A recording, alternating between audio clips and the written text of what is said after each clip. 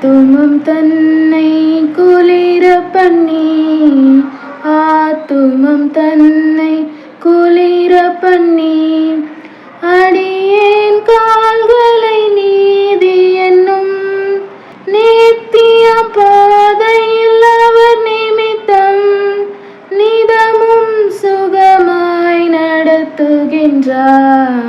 திருத்துவ கடவுளின் நாமத்தினால் நம் அனைவருக்கும் கிருபையும் சமாதானம் உண்டாவதாக. ஆமென். ஜெப தியானத்தில் வந்திருக்கிறவங்களை கடவுள் ஆஸ்வதிப்பார். நல்ல பங்கு. பிறந்த குழந்தைக்கு ஏறத்தாழ 1 வயது கிட்ட பேரு வைப்பாங்க. சிலர் தொட்டில்ல போடுவாங்க, சிலர் காது குத்துவாங்க. இதெல்லாம் செய்த பிறகு என்ன செய்வாங்க, அந்த குழந்தைக்கு முன்பாக பலவிதமான பொருட்களை வைப்பார்கள். படிப்பதற்கு உதாரணமாக எழுதுகோலை, பணத்தை, மற்ற பொருட்களை, ஆகாரத்தை, ஆடை, இன்னும் பல விதமான பொருட்களை வைத்துவிட்டு அந்த குழந்தை எதை எடுக்கிறதோ என்று சொல்லி பார்ப்பார்கள். அது ஏன் அப்படி செய்கிறோம்னு சொல்லி பார்க்கிற பொழுது, அந்த குழந்தை எதை போய் எடுக்குதோ வருங்காலத்துல அதை சார்ந்து வளரும் என்று நம்புகிறார்கள். அப்ப இன்றைக்கு நமக்கு முன்பாக எத்தனையோ விதமான காரியங்கள் இருக்கிறது. அதில் நாம் எதை தேர்ந்தெடுக்க போகிறோம்? பலவிதமான செயல்முறைகள், பலவிதமான வாழ்க்கைகள். இதில் நாம் எதை தேர்ந்தெடுக்க போகிறோம்? எப்படி நம்ம வாழ போகிறோம் என்று சொல்லி இந்த வேலையிலே சற்று யோசித்து பார்க்க வேண்டும். ஏன் என்று பார்க்கிற பொழுது, உலக பிரகாரமாக வாழ்வதா அல்லது கடவுளுடைய பிள்ளையாக வாழ்வதா என்ற ஒரு பெரிய போராட்டமே இருக்குது. உலகத்தின் அதிபதியோடு, உலகத்தின் இச்சைகளோடு, உலகத்தின் ஆசைகளோடு பலவிதமான போராட்டங்கள், இச்சைகள் மத்தியில இதெல்லாம் எப்படி கடந்து ஞானஸ்தானியாக கடவுளுடைய பிள்ளையாக போகிறோம் என்று சொல்லி ஒரு மிகப்பெரிய ஒரு போராட்டமே இருக்குது. அப்ப இந்த சூழ்நிலையில நாம் எதற்கு நம்மை ஒப்பு கொடுக்க போகிறோம் என்று சொல்லி சற்று யோசித்து பார்க்க வேண்டும். அதான் இந்த நாளில் நாம் பார்க்கிறோம். லூக்கா 10ஆம் அதிகாரத்துல இயேசு ஆண்டவர் மார்த்தாள் மரியாள் வீட்டுக்கு போகிறார். அந்த இடத்துல மார்த்தாள் என்ன செய்கிறாள்? ஆண்டவருக்காக ஆகாரத்தை ஆயத்தம் செய்கிறாள். மரியாளும் ஆண்டவரின் பாதத்தில் அமர்ந்து அவருடைய வார்த்தையை கேட்கிறாள். அப்போ இதை குறித்து மார்த்தாள் முறையிடும் பொழுது இயேசு ஆண்டவர் சொல்றாரு, மரியாள் தன்னை விட்டு எடுபடாத நல்ல பங்கை தெரிந்து கொண்டாள். அங்க இயேசு ஆண்டவர் வருகிற பொழுது அந்த இடத்துல 2 காரியம் இருக்கு. ஒண்ணு, அவருக்கு போஷிப்பது. 2வது, அவருடைய வார்த்தையை கேட்பது.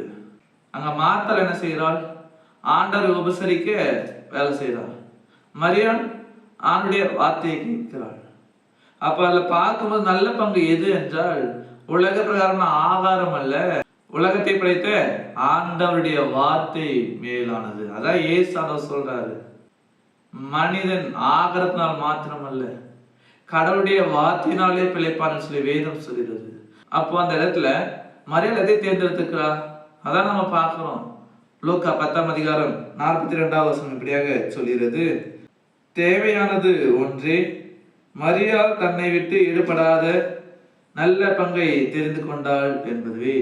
ஆம், எனக்கு அன்பானவர்களே, மரியாள் தன்னை விட்டு ஈடுபடாத நல்ல பங்கை தெரிந்து கொண்டாள். அப்ப இன்றைக்கு நம்ம வாழ்க்கையில நமக்கு முன்பாக கூட இருக்குது. 2 விதமா இருக்குது, பல விதமா இருக்குது. நம்ம எதை தேர்ந்தெடுக்க போகிறோம்? உலக பிரகாரமான காரியங்களை தேட போகிறோமா? உலக பிரகாரமான வாழ்க்கையை தேட போகிறோமா? உலக பிரகாரமான ஆசைகளை தேட போறோமா? மாறாக நிலை வாழ்வை கொடுக்க போகிற ஆண்டவரை தேட போகிறோமா? அவருடைய வார்த்தையை தேட போகிறோமா? பரிசுத்தத்தை நாம் தேட போகிறோமா? ரட்சிப்பை நாம் தேட போகிறோமா? எதை நாம் தேட போகிறோம்? சற்று யோசித்து பார்க்க வேண்டும்.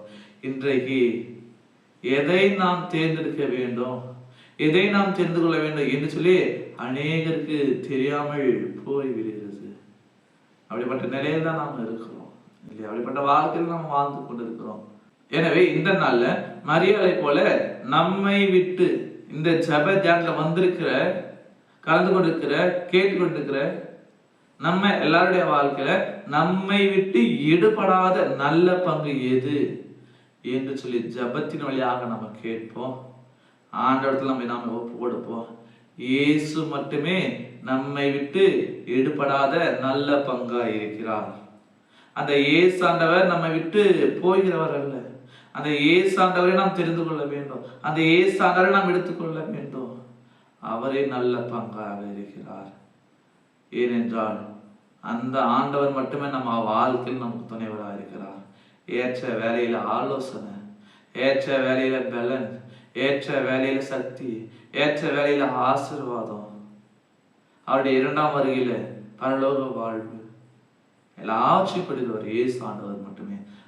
அந்த ஆண்டவரை நல்ல பங்காக நாம் தெரிந்து கொள்வோம். அவரிடத்தில் நம்மை நாமே ஒப்புக் கொடுப்போம்.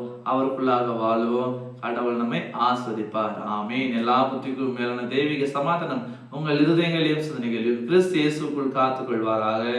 ஆமீன். யாவரும் கண்களை மூடி நாம் ஜெபிப்போம். எங்களை நேசிக்கிற அன்புள்ளம் கொண்ட கடவுளே, இந்த ஆசீர்வாதமான வேலைக்காக நன்றி படைக்கிறோம்.